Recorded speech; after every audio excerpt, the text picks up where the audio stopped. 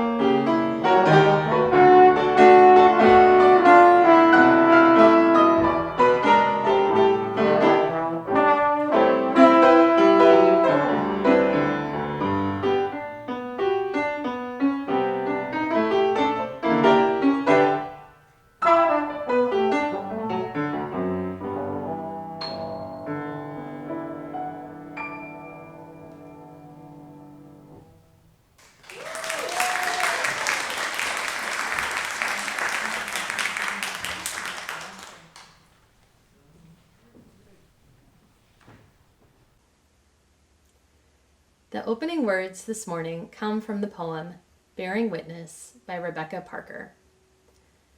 In the midst of a world marked by tragedy and beauty, there must be those who bear witness against unnecessary destruction and who, with faith, rise and lead in freedom with grace and power.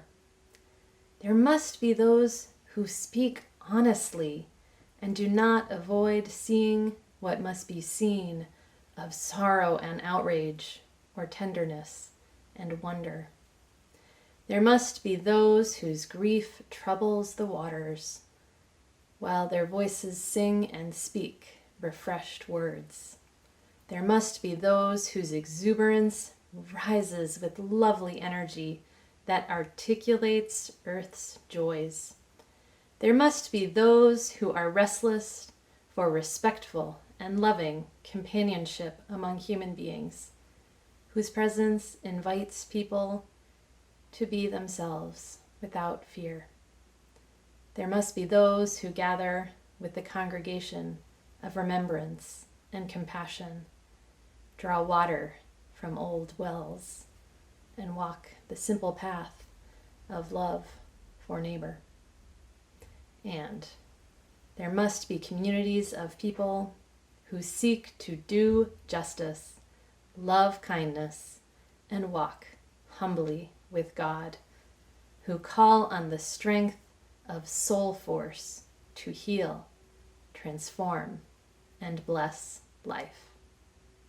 There must be religious witness.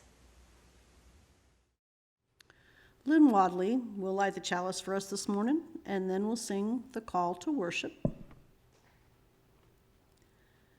May this light remind us of our highest aspirations and be inspired to bring our gifts of love and service to the altar of humanity.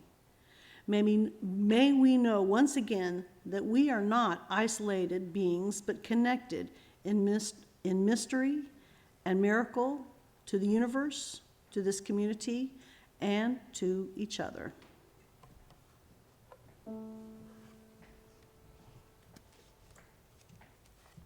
From all that dwell below the skies, let faith and hope with love arise. Let beauty, truth, and good be sung through every land, by every tongue.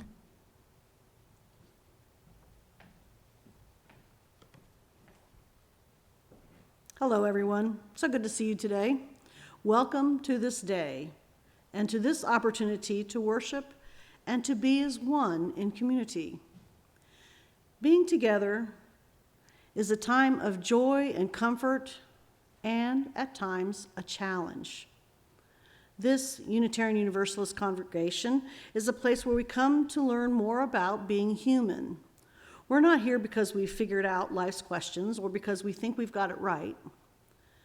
We come here to learn more about being in relationship together, how to listen, how to forgive, how to be vulnerable, and how to create trust and compassion in one another. If you are here for the first time, we're so glad you found us. Please be sure to stop by the welcome table if you have questions. To learn more about our church events and activities, see bbууc.org, and for more about our denomination, check out the website at uua.org. We are still in a COVID transition mode, so we ask that you consider socializing in the fresh air after service. The Memorial Garden is open for folks who wish to linger in conversation.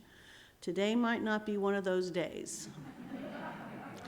But do try to remember to look at the dots on people's name tags. If there's a green dot, then feel free to hug. If they don't have a green dot, you might want to keep your distance and have conversations with respectful distance. All right, now, Lynn, will you please return? We're going to have her sing, and number 184, Be Ye Lamps Unto Yourselves. Be ye lamps unto yourselves. Be your own confidence. Hold to the truth within yourselves as to the only lamp. Be ye lamps unto yourselves. Be your own confidence. Hold to the truth within yourselves as to the only lamp.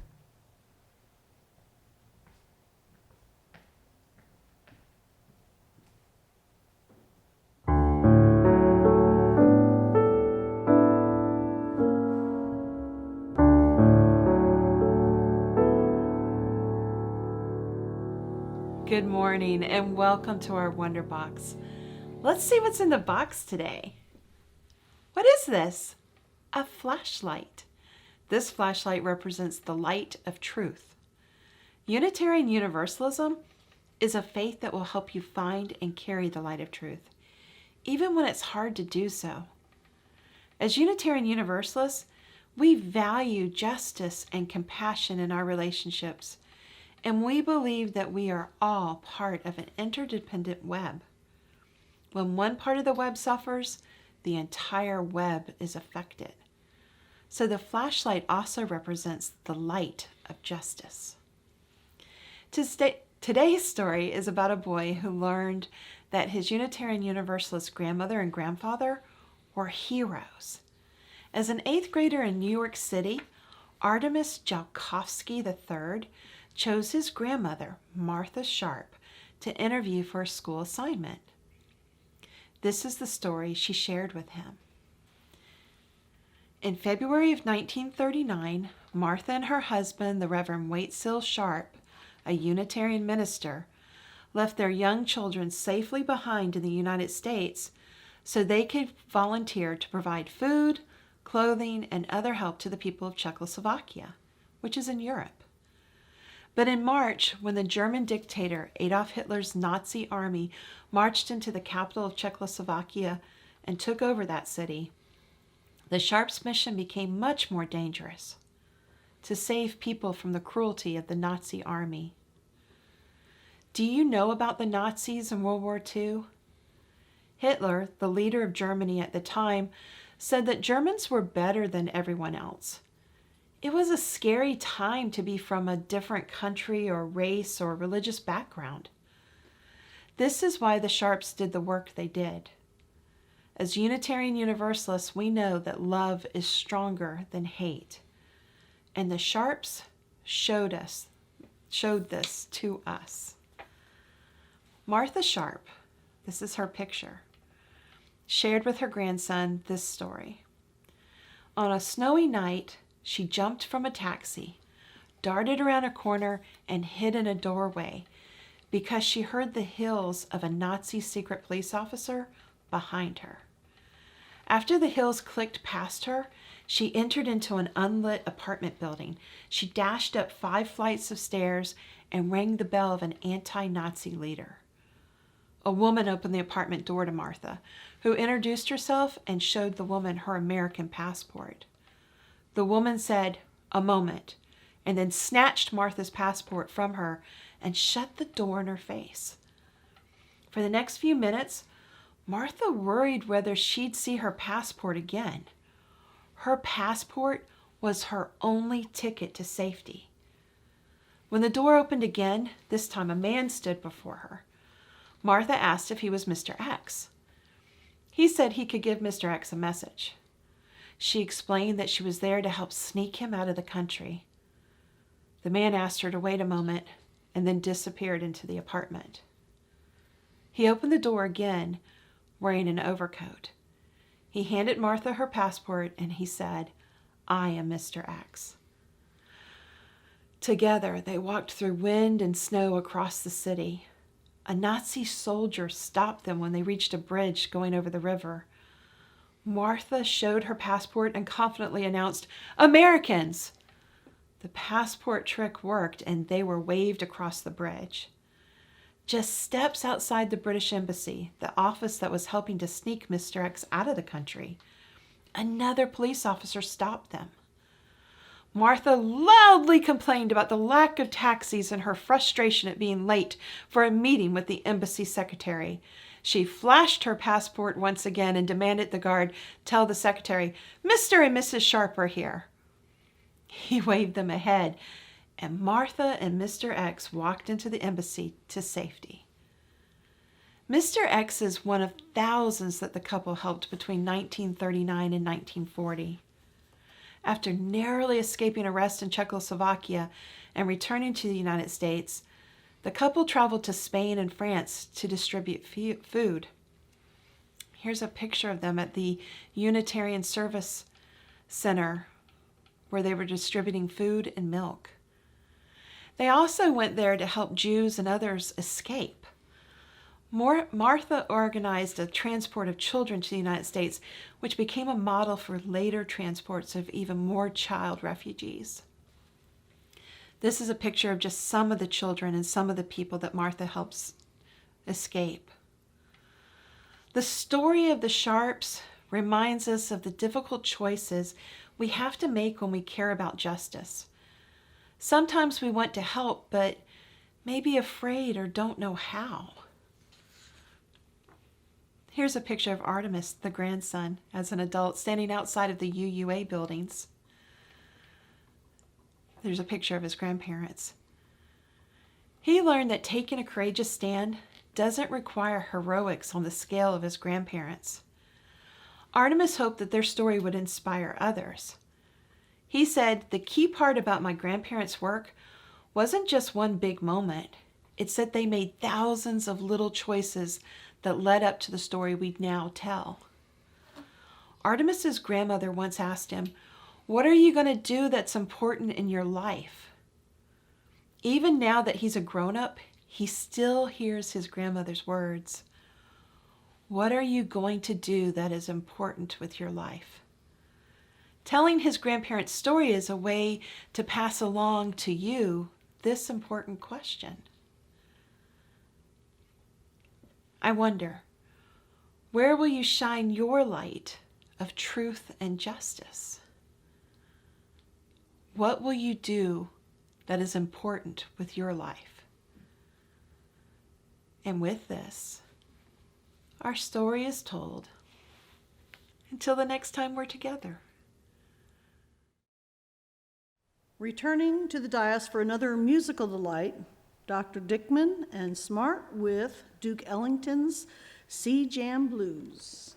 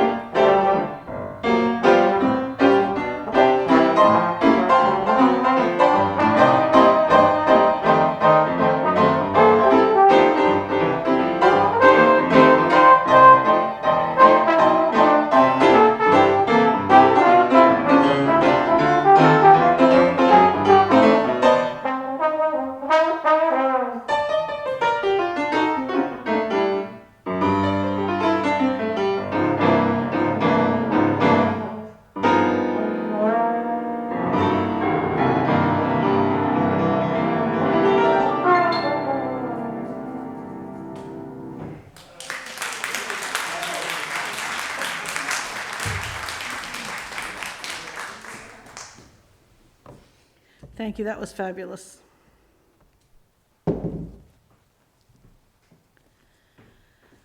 Today's offertory reading is titled Community Means Strength by Starhawk. We are all longing to go home to some place we have never been, a place half remembered and half envisioned we can only catch glimpses of from time to time. Community. Somewhere there are people to whom we can speak with passion without having the words catch in our throat. Somewhere there's a circle of hands that will open to receive us. Eyes will light up as we enter. Voices will celebrate with us whenever we come into our own power. Community means strength. Strength that joins our strength to do the work that needs to be done. Arms to hold us when we falter, a circle of healing, a circle of friends, someplace where we can be free. Your contributions to the ongoing mission of this congregation can be made online at bbuuc.org, or you can place your donation in an envelope and place it in the back.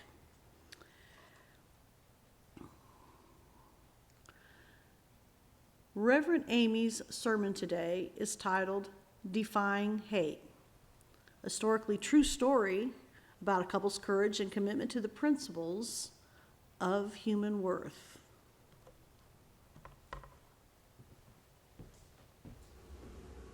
In 1939, Martha and Wade Still Sharp were living a comfortable life in Wellesley, Massachusetts. Wade Still was the minister at the Wellesley Hills Unitarian Church. Martha had worked for several years as a social worker at Hull House in Chicago. In 1939, she was raising their 6-year-old son and 3-year-old daughter and supporting her husband's ministry through volunteer work with the church. One day, Wade Still received a call from a representative of the American Unitarian Association, a call that would alter the course of their lives forever. The caller explained to Wade Still that the Unitarian Church was supporting refugees fleeing Nazi Europe, and they needed 2 people to go to Prague to coordinate relief work for the refugees. Wade Still asked, "How many people have you asked to take on this task before calling us?" The answer was 17. They had asked 17 people, and all had said no. Wade Still and Martha said yes. In 1939, France and Great Britain had ceded the border regions of Czechoslovakia, called the Sudetenland, to the Nazis in exchange for a promise of peace. Refugees, including Jews, intellectuals, and political dissidents, fled to Prague for safety. In order for the refugees to move out of Czechoslovakia to safer lands, they needed visas. And not just visas. They needed to show they had work or education lined up in the country that they were going to. Wade Still and Martha's job was to secure the necessary visas and documentation so the refugees could get to safety. They were taught how to write encrypted communications. They were taught how to quickly memorize key phrases in documents in case they ever needed to get rid of those documents quickly.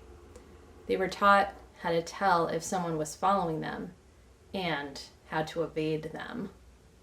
Wade Still and Martha arrived in Prague and started their work, but they quickly learned that the Nazis were approaching. They went to the basement of their hotel and they burned all the documents related to their work in the furnace.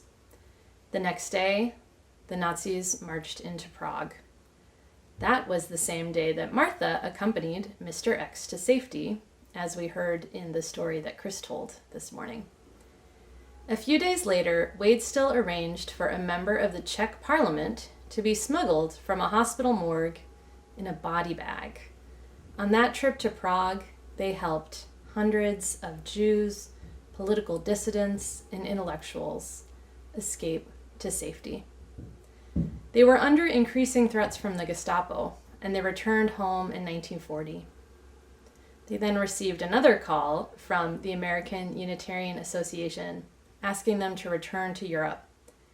They set up an office in Portugal this time. They helped refugees who were fleeing the south of France. On one mission, Martha helped 29 children and 10 adults escape Nazi-occupied France. She sailed from Lisbon with 2 of the children and 4 adults in early December 1940. The others followed on a second voyage. The Unitarian Service Committee helped rescue more than 2,000 adults and children from Nazi persecution. Wadestill and Martha Sharp exemplify moral courage. In the words of Sarah Bloomfield, the director of the Holocaust Museum, quote, "They had moral imagination. They could imagine the human capacity for evil, and they could imagine the possibilities for action," unquote. They saw what was happening in the world as a result of growing currents of hate and intolerance, and they were willing to put their own lives on the line to defy that hatred. Martha and Wadestill's Unitarian faith taught them the importance of reason, tolerance, and freedom. They saw the intolerance of the Nazi regime, and they saw that regime stripping people of their freedom because of their religion, their race, or their political beliefs. They saw the intolerance of the United States government, which set strict limits on the number of visas issued to Jewish refugees. They had to fight intolerance in many places to do their work of securing freedom for so many people. They showed incredible bravery and courage in the face of evil. Because of their courage, thousands of lives were saved. The Sharps offer inspiration for how we might choose to defy hate in our world today. They offer us the chance to imagine how we might show our own moral courage, work for tolerance and acceptance of our neighbors, and uphold the dignity of all people. The Sharps treasured their Unitarian values of freedom and tolerance, and they worked to see those values flourish in the world. Their example can inspire us to resist the forces of oppression that we see in the world today: racism, sexism, homophobia, harm to our planet, and so much more. We can hold up a vision of a world with peace and equality for all. Like the Sharps, we can resist and defy hate. We can find the love and light within ourselves, in our community, and share this light with the world. Like the Sharps, we can welcome the stranger, show solidarity with those who are the most marginalized in our society. There are many ways to resist and defy the currents of hate in our country and in our communities. There are so many ways to respond with love and compassion and to show our support for the worth and dignity of every person in society. You can volunteer, you can give money to an organization that supports groups like the LGBTQIA+ community, immigrants, and other groups that are facing marginalization right now. You can support groups working for the protection of the environment. Right now, Unitarian Universalists all across the country are participating in 30 Days of Love, a campaign that runs from Martin Luther King Jr. Day in January through Valentine's Day in February. It is an opportunity to collectively nurture our spirits, deepen our understanding, and take action on our values for collective liberation. The campaign is focused on 4 intersectional justice priorities: climate justice, decriminalization, democracy, and electoral justice, and LGBTQIA+ and gender justice. The campaign offers spiritual nourishment and opportunities for action. You can learn more at sidewithlove.org. As we think about the ways we can bring more love into the world, I encourage you to consider what gifts you bring And what are the activities that give you life and energy? What makes your heart sing? I encourage you to bring those gifts to the movement of defying hate and spreading love. Bring the gifts that nourish your spirit. This is a marathon, not a sprint. We will need energy reserves for the journey. Bring your art, music, your baking and cooking skills, and more.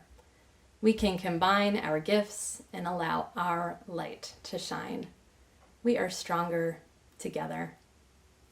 Reverend Rebecca Parker writes in her poem, Bearing Witness, "In the midst of a world marked by tragedy and beauty, there must be those who bear witness against unnecessary destruction and who, with faith, stand and lead in freedom, with grace and power. There must be communities of people who seek to do justice, love kindness, and walk humbly with God, who call on the strength of our soul force to heal, transform, and bless life. There must be religious witness." End quote. May we be the ones to bear witness against unnecessary destruction of peace and equality in our world. May we be the ones to lead with grace and power. May we seek to do justice, love kindness, and bless life. Let us take inspiration from the example of Martha and Wade Still Sharp, who showed incredible courage and strength in the face of enormous evil. Let us take inspiration from their example of loving the stranger and defying hate. May we have the courage to defy hate.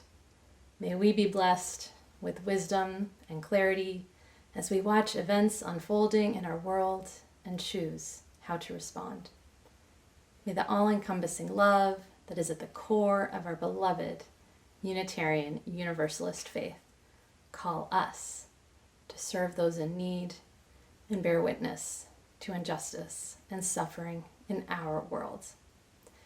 Let us be open to allowing love to transform our hearts, and let us in turn transform the world with our love. May it be so. Amen. Lynn, will you return to extinguish our chalice today? Today's benediction reading is by Maureen Killeran, titled Closing Words for Hard Times. No matter how weak or how frightened we may feel, we each have gifts that can make a difference in the world. In this coming week, may you do at least one thing to support the broken, to welcome the stranger, to celebrate what is worthy, to do the work of justice and love. Be strong, be connected. Each day act so you may be a little more whole. Until we come together again, I bid you peace. Amen, namaste, and blessed be.